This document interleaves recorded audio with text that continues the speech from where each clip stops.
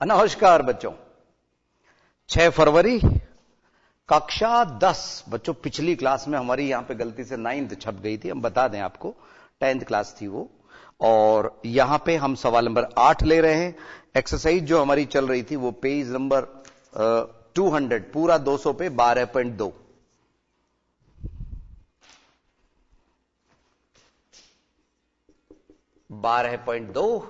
और page number 200 पूरा 200 सवाल नंबर 10।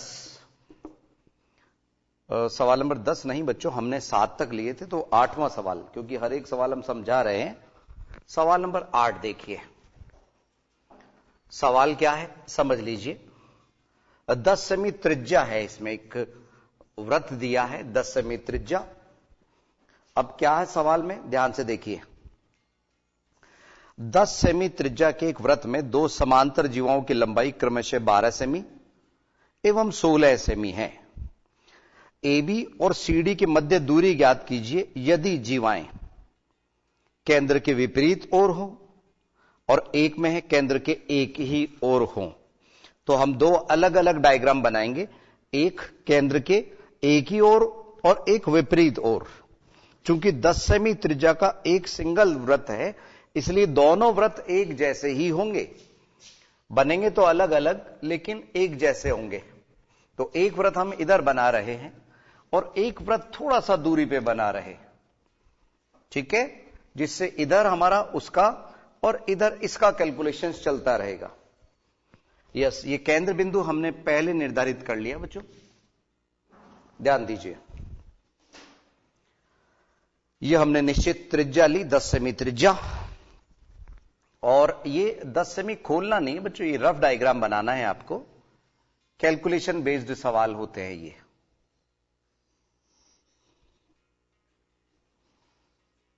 ठीक है, और ये इधर दूसरा वृत्त। समझाने की दृष्टि से देखिए, दोनों की त्रिज्या समान है इस तरह से। अब सवाल में क्या कहा गया है कि दो समांतर जीवाएं हैं 12 और 16 सेमी की। तो 12 सेमी की पास बनेगी, 16 सेमी की थोड़ी सी दूर बनेगी।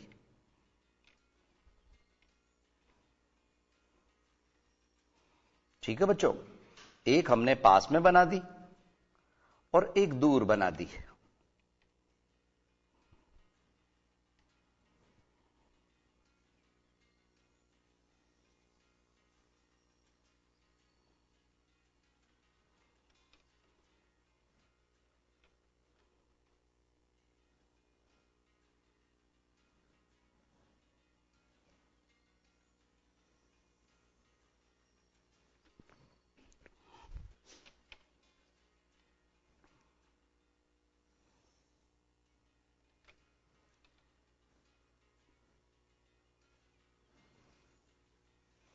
ऐसे दोनों समांतर हैं, ये समांतर के लिए हमने निशान लगा लिया।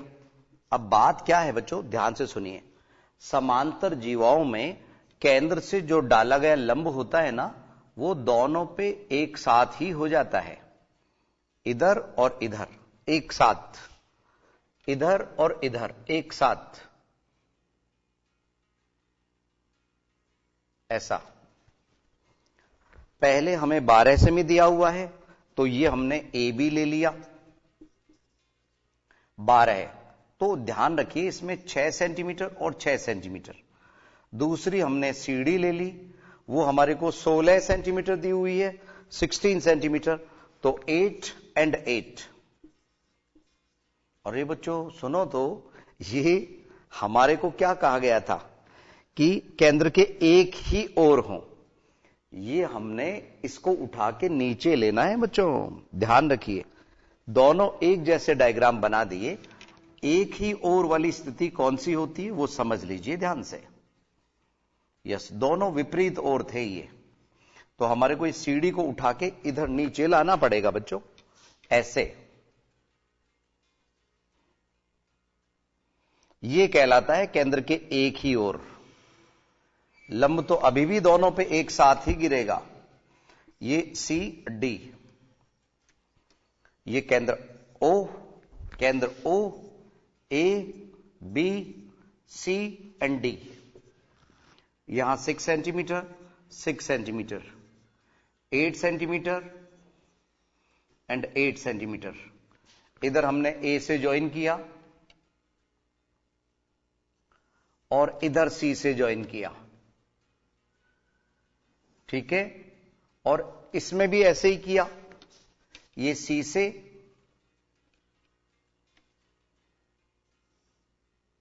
और ये ए से। अब एक छोटी सी बात पूछ रहे हैं हम आप लोगों से बच्चों, ध्यान से सुन लो कि दोनों ही स्थितियों में आपको कर्ण 10 सेमी दिया हुआ है, 10 सेंटीमीटर, 10 सेंटीमीटर। यहां 90 डिग्री बन रहा है क्योंकि त्रिज्या 10 है। इसमें भी 10 है तो कंफ्यूज नहीं होना, ये 10 सेंटीमीटर है, इधर भी 10 सेंटीमीटर, ठीक है। इस पे ये एम बिंदु मान लीजिए और इस पे ये एन बिंदु मान लीजिए। N, M and N, M और एन, यानी कि दोनों ही स्थितियों में हमारे को एम एन ज्ञात करना है, जीवाओं के मध्य दूरी। अब ध्यान से सुनिए बच्चों, इन समकोण त्रिभुज में कैलकुलेशन तो एक ही बार कीजिए, केवल लास्ट में विपरीत और एक ही ओर, वो स्थितियों में प्लस माइनस कर देंगे। रफली एक बार हम समझा दें। पहली स्थिति, जीवाएं, दोनों जीवाएं केंद्र के एक ही ओर हों।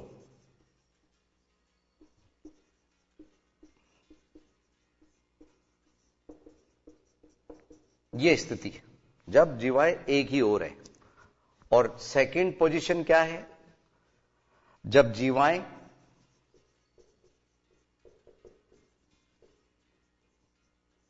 केंद्र के विपरीत ओर है।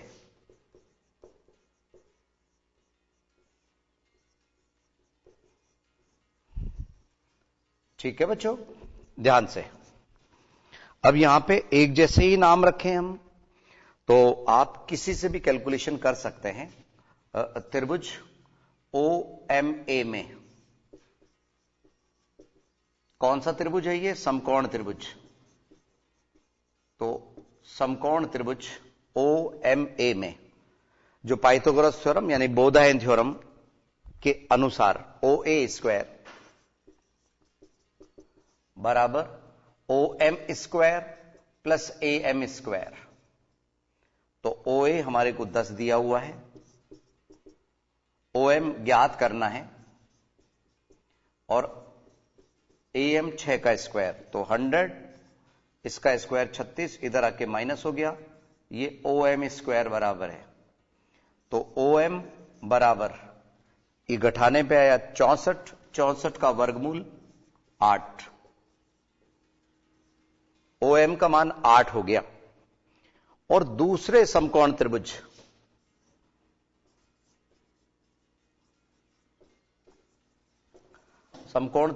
ओ एन सी में ओ सी स्क्वायर बराबर O N square plus C N square. तो ओ सी क्या है? 10, ओ एन क्या है? ज्ञात करना है, O N square plus C N का मान 8। तो ये 100 बना और 100 में से इसका स्क्वायर 64 माइनस कर दिया, ओ एन स्क्वायर बराबर आ गया, यानी कि 36 बराबर ओ एन स्क्वायर। यहां ये घटाने वाली पोजीशन हमने नहीं लिखी, तो ओ एन का जो मान आया वो आया वर्गमूल 36 और दूरी है इसलिए पॉजिटिव मान ले लिया हमने, 6 सेंटीमीटर।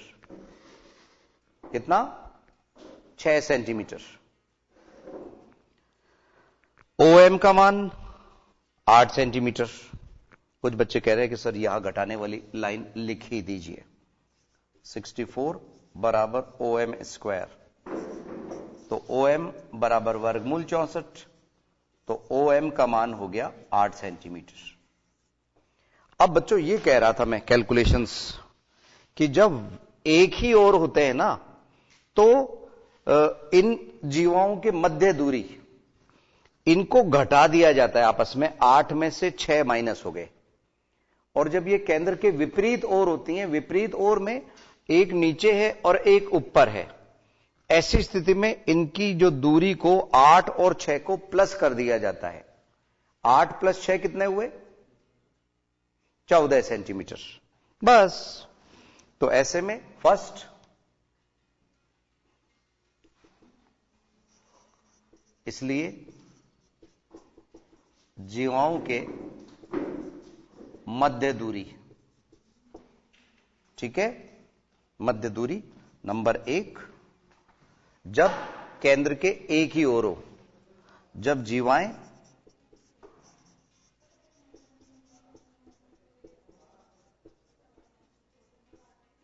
केंद्र के एक ही ओर हों,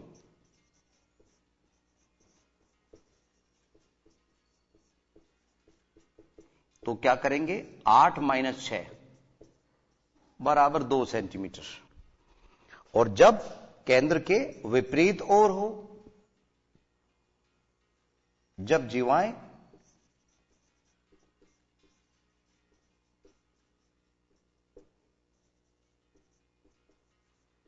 केंद्र के विपरीत ओर हो,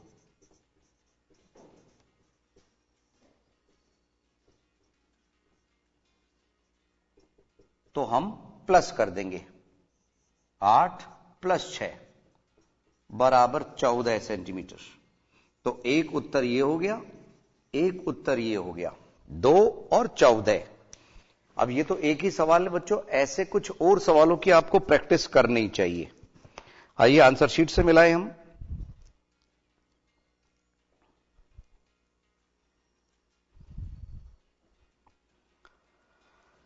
यस, 2 सेमी और 14 सेमी, बिल्कुल यही उत्तर में छपे हुए हैं बच्चों। जल्दी से उतार लीजिए आप लोग।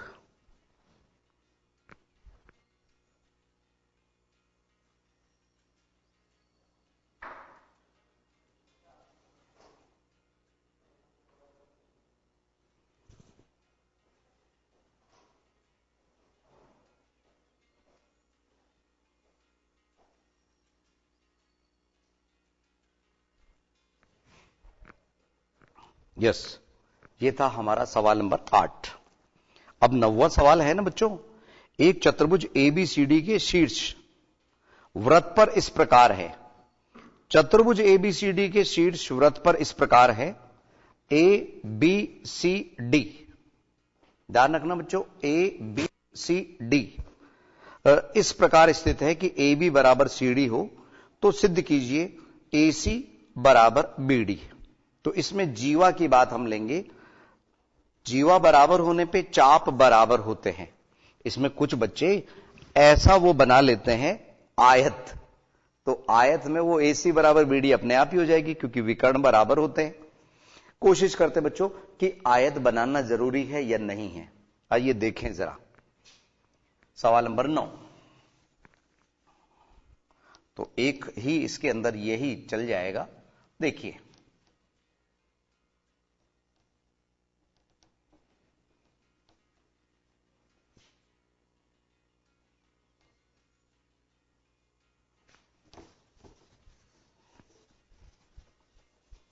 तो इसमें कैलकुलेशन हमने एक बार कर ली, और जब ये एक ही ओर है तो दोनों को हमने माइनस कर दिया, और जब विपरीत ओर है तो इनकी दूरी को प्लस कर दिया।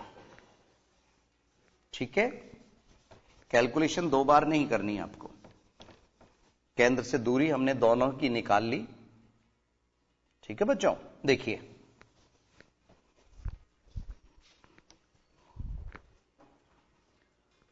सवाल नंबर 9।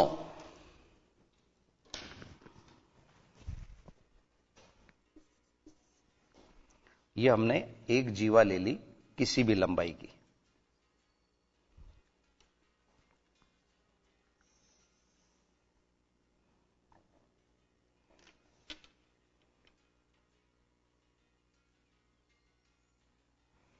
ये दूसरी ले ली।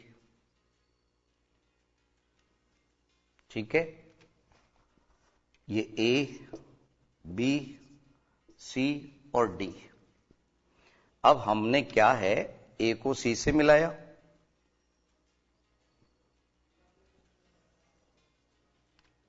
और बी को डी से मिलाया।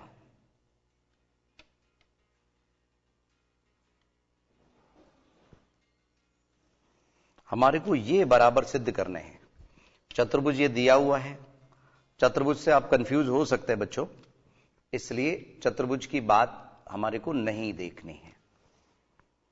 ए बी सी डी हमने चतुर्भुज लिया है, बात क्या है कि ए बी बराबर सी डी हमारे को दिया है, तो आपको सिद्ध करना है कि ए सी बी डी के बराबर है। ठीक है, ए सी बराबर बी डी तो दिया है हमें।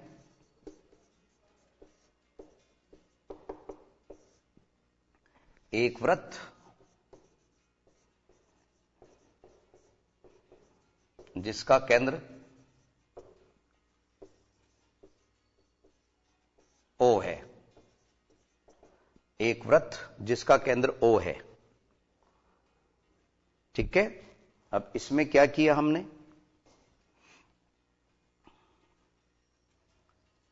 तथा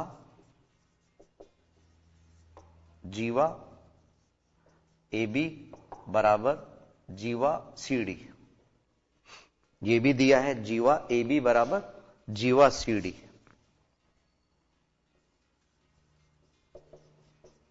और ये चतुर्भुज भी बन रहा है ए बी सी डी में।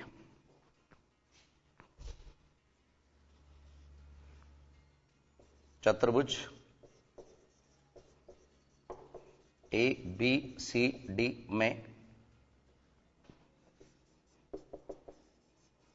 जीवा ए बी बराबर जीवा सी डी आपको दिया गया है।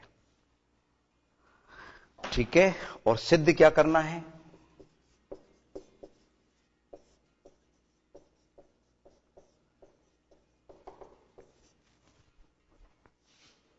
ए सी बराबर बी डी, ए सी बराबर बी डी।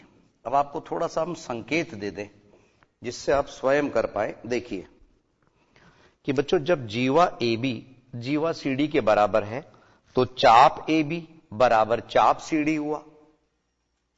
ठीक है, अब इसमें क्या किया, दोनों में ही चाप बी सी हमने प्लस कर दिया, तो ये पूरा चाप ए बी सी पूरे चाप किसके बराबर हो गया, बी सी डी के बराबर। बस जब ये दोनों चाप बराबर है तो इनकी संगत जीवाएं बराबर होंगी। यही सब कुछ आपको लिखना है सवाल नंबर 9 में। ठीक है बच्चों, तो आप नोट कीजिए सवाल नंबर 9 को, बचे हुए को अगर आप कर सकें बहुत अच्छी बात है, नहीं तो हम तो आपको स्वयं समझाएंगे ही। मिलते हैं 1-2 मिनट के अंतराल के बाद।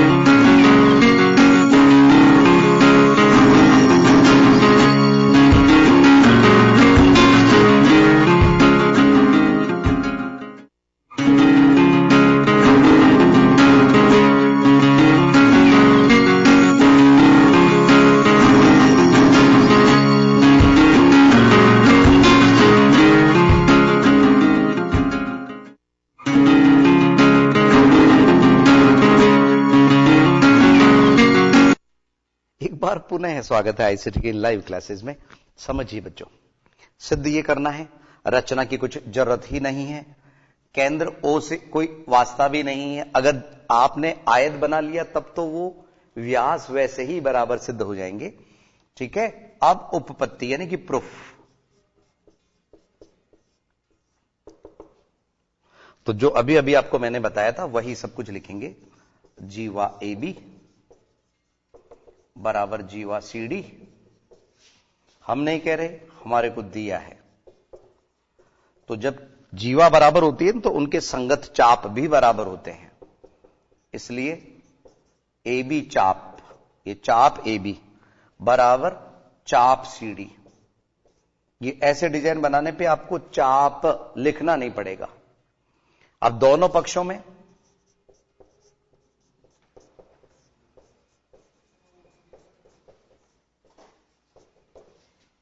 चाप बीसी जोड़ने पर, ये लो, दोनों एक ही काम करना है बच्चों।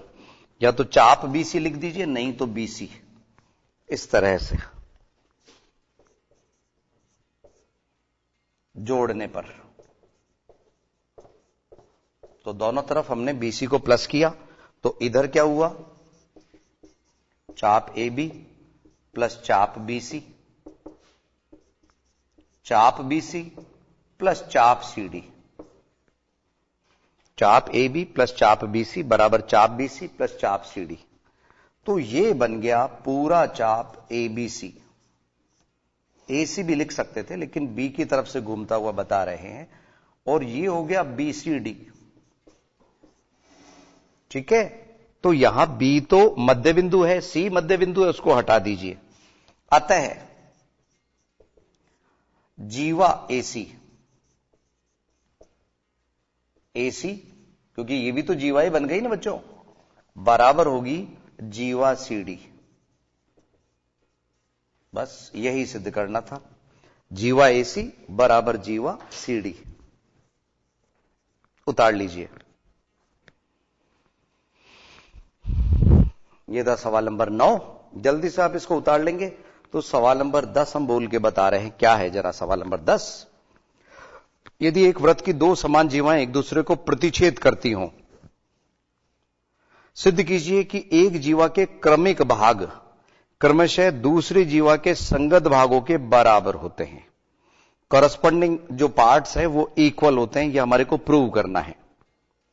सवाल नंबर 10। और सवाल नंबर 11 भी सुन लीजिए। सिद्ध कीजिए कि दो समांतर जीवाओं के मध्य बिंदु को मिलाने वाला रेखाखंड वृत्त के केंद्र से होकर जाता है। कहां से? केंद्र से होकर जाता है, यह हमें सिद्ध करना है। तो दो सवाल इस एक्सरसाइज में बचे हैं 12.2 में, उनको भी हम कर रहे हैं बच्चों। पहले सवाल नंबर 10।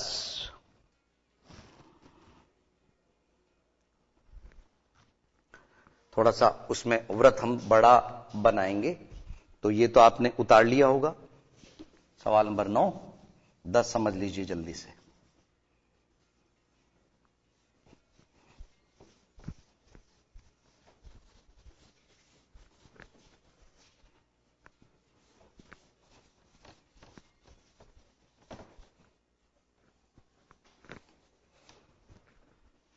ध्यान दीजिए, ये थोड़ा सा बड़ा वृत्त बनाते हैं सवाल नंबर 10 के लिए।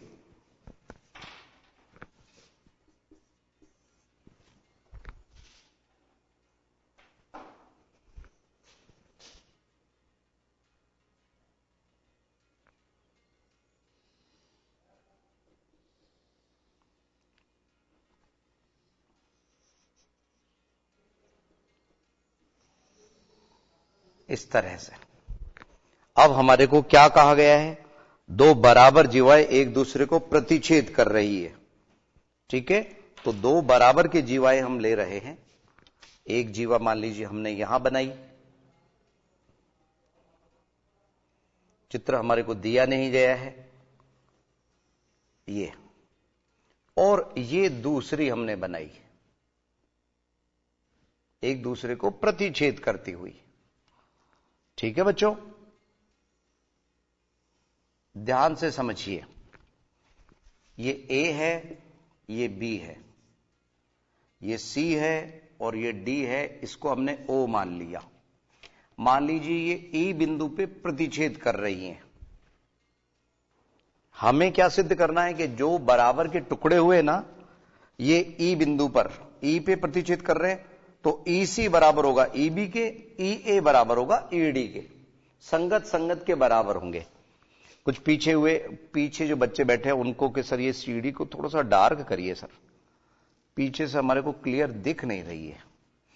यस, ई पर प्रतिच्छेद कर रहे हैं, ओ वृत्त का केंद्र है, तो दिया क्या है,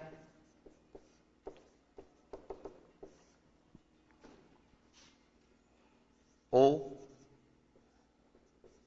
केंद्र वाले वृत्त में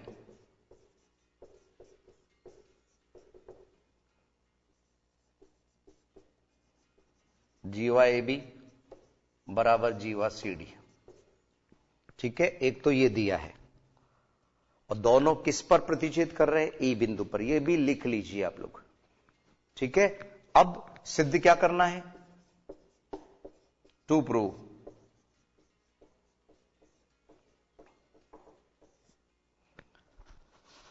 ई बी बराबर ई सी एवं ई ए बराबर ई डी। ई पहले लिखने से आपको ध्यान रहेगा कि हां ई से कहां कहां जा रहा है, संगत संगत के बराबर। अब इसमें हम कुछ एक्स्ट्रा करेंगे, वो कहलाता है रचना, कंस्ट्रक्शन। वो क्या किया, ओ बिंदु से हमने इस पे परपेंडिकुलर ड्रॉ किया, बिंदु ओ से परपेंडिकुलर ड्रॉ किया। हमें मालूम है कि परपेंडिकुलर मिड पॉइंट पे आता है, तो हमने थोड़ा सा इस बात का फायदा उठाया बच्चों। ये इधर परपेंडिकुलर ड्रॉ किया और ये इधर किया। पहले ये है तो एम बिंदु ले लिया, और बाद में ये है तो एन बिंदु ले लिया। ये परपेंडिकुलर मींस 90 डिग्री का लंब बनाया। अब यहां क्या है, ध्यान से सुनिए, रचना ओ एम लंब ए बी तथा ओ एन लंब सी डी खींचा। ठीक है, अब आ गए हम उपपत्ति पे। ध्यान से समझिए उपपत्ति, पहले रफली समझ लीजिए इसमें प्रूफ क्या है कि हम इसको भी मिला दो बच्चों, ई बिंदु को भी मिला दो ओ से, वो भी रचना का ही पार्ट है। ओ को ई से मिलाया,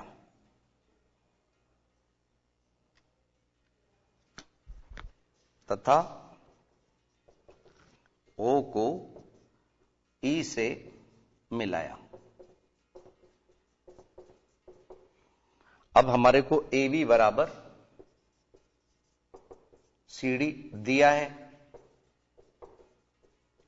इसलिए हाफ ऑफ ए बी बराबर हाफ ऑफ सी डी होगा। तो ए एम बराबर हाफ ऑफ ए बी की जगह पे हम ए एम बोल सकते हैं, और हाफ ऑफ सी डी की जगह पे हम डी एन भी बोल सकते हैं, डी एन या एन डी। ये इक्वेशन नंबर 1 और ये इक्वेशन नंबर 2 हमने बनाई। ठीक है, अब क्या किया, ध्यान से समझिए। पहले ये जो दोनों त्रिभुज दिख रहे हैं ना, इनको हम सर्वांगसम सिद्ध कर देते हैं। कैसे सर्वांगसम सिद्ध करेंगे, ध्यान से समझिए।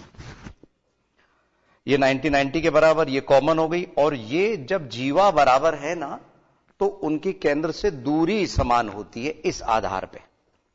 तो इन दोनों त्रिभुजों में हम ले रहे हैं क्या, त्रिभुज ओ एम ई तथा त्रिभुज ओ एन ई में क्या तीन बातें बराबर हैं, देखिए जरा। एक तो ओ एम बराबर ओ एन, इसका कारण सिर्फ इतना सा देना है कि जीवा बराबर है, जीवा ए बी बराबर जीवा सी डी दिया है, इसलिए केंद्र से उनकी दूरी समान है। 90-90 के बराबर कोण ओ एम ई बराबर कोण ओ एन ई, प्रत्येक 90 डिग्री। ठीक है, और तीसरी चीज ओ ई बराबर ओ ई, उभयनिष्ठ भुजा।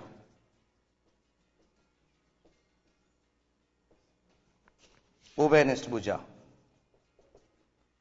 बस फिर क्या था, तीन बातें बराबर हो गई। सर्वांग समता का नियम कौन सा लगा, आर एच एस। इसको हम आगे यहां कर रहे हैं बच्चों इसके बाद में, इसलिए त्रिभुज OME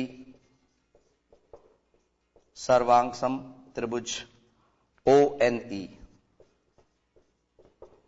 किससे? RHS नियम से। ठीक है ना।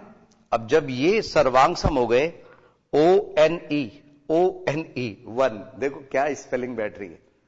ठीक है, OME बराबर हो गए, और बाई CPCT हम क्या बोल सकते हैं? ME बराबर NE। इसको दे दो समीकरण नंबर 3, और इसका रीजन हुआ CPCT।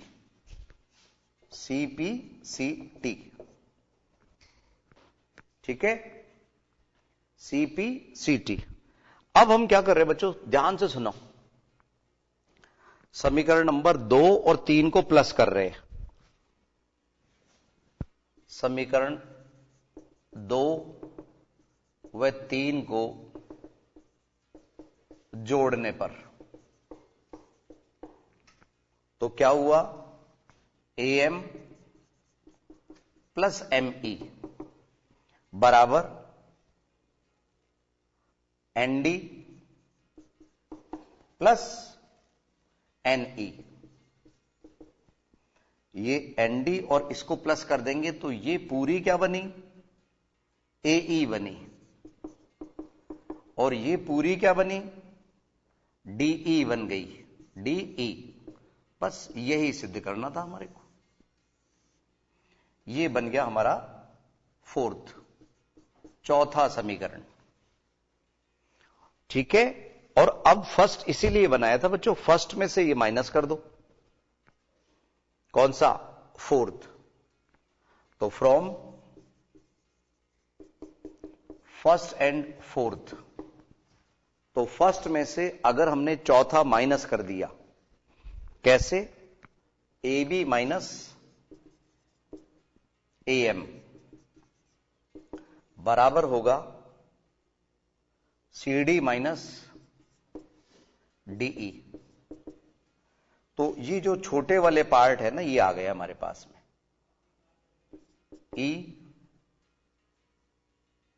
EA या EC बोलिए, EB के बराबर हो गया। ठीक है ना, EB बराबर EC। इधर भी E पहले ले सकते हैं, EA बराबर DE की जगह है ED, क्योंकि वहां हमने पहले E लिखा है। ठीक है, तो EA बराबर ED, यही सिद्ध करना था बच्चों। अब सवाल नंबर जो 11 है ना बच्चों, वो हम आज ही अगर आपको समझाते तो बेहतर रहेगा। सवाल नंबर 11 में सिद्ध कीजिए दो समांतर जीवाओं के मध्य बिंदु को मिलाने वाले रेखाखंड वृत्त के केंद्र से होकर जाता है। वृत्त के केंद्र से होकर जाता है। तो हम थोड़ा सा हल्का सा आइडिया दे दें जिससे आप लोग इसको कर सके। तो एक अलग से उसको लेने के लिए हमारे को एक्स्ट्रा नहीं लेना पड़ेगा, समझ आ जाएगा। सवाल नंबर 11 है, उसमें केवल एक इतनी सी बात है कि दो समांतर जीवाएं हैं। समांतर जीवाओं के मध्य बिंदु को मिलाने वाला रेखाखंड वृत्त के केंद्र से होकर जाता है। हम जब जीवाएं समांतर बनाते हैं और आपको बताया कि वो एक ही लंब से दोनों का काम हो जाता है, वही ये सिद्ध करवाना चाह रहे हैं। इसमें दो समांतर जीवाओं में आप छोटी बड़ी जीवा भी बना सकते हैं, कोई दिक्कत नहीं है।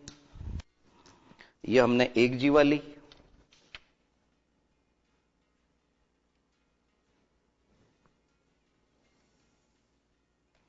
और यह हमने दूसरी जीवा ले ली। लेनी समांतर है, ठीक है बच्चों, लेनी समांतर है जीवाएं। अब हमें सिद्ध ये करना है कि ये केंद्र से ही गुजरती है, दोनों को मिलाने वाली, मध्य बिंदु को मिलाने वाली। पहली बात तो मध्य बिंदु को कहने का मतलब ये जो है ना स्ट्रेट लाइन है, ये सिद्ध करना है हमारे को। M इसका मध्य बिंदु दिया हुआ है, N इसका मध्य बिंदु दिया हुआ है। तो आप क्या करना बच्चों, रचना में ये डॉट डॉट जो मैं बना रहा हूं, एक समांतर रेखा बीच में खींच लेना आप लोग। ठीक है, अब चूंकि ये मध्य बिंदु से मिला रहे तो ये 90 है, और ये मध्य बिंदु से मिला रहे तो ये 90 है। ठीक है, अब केवल इतनी सी बात सिद्ध करनी है कि ये जब इसके समांतर है, ये दोनों तो समांतर थी, ये रचना से हमने की, तो ये भी 90 है, और ये आपस में समांतर है तो ये भी 90 है। टोटल 180 बनाएंगे ना समांतर के मध्य, तो इन दोनों का टोटल 90 + 90 180 हो गया। ठीक है, इसलिए हम कह सकते हैं MON एक सरल रेखा है, एक सरल रेखा है। ठीक है, ये हमारा सवाल नंबर 11 का पार्ट है। तो चूंकि हमारे पास में 1-2 मिनट का ही वक्त बचा था, इसलिए हमने संक्षिप्त में इसको समझा दिया, और आप जैसे स्टूडेंट्स इसको आराम से समझ गए होंगे बच्चों। तो आज के लिए इतना ही, अगली क्लास में कुछ नया लेके हम फिर हाजिर होंगे। नमस्कार।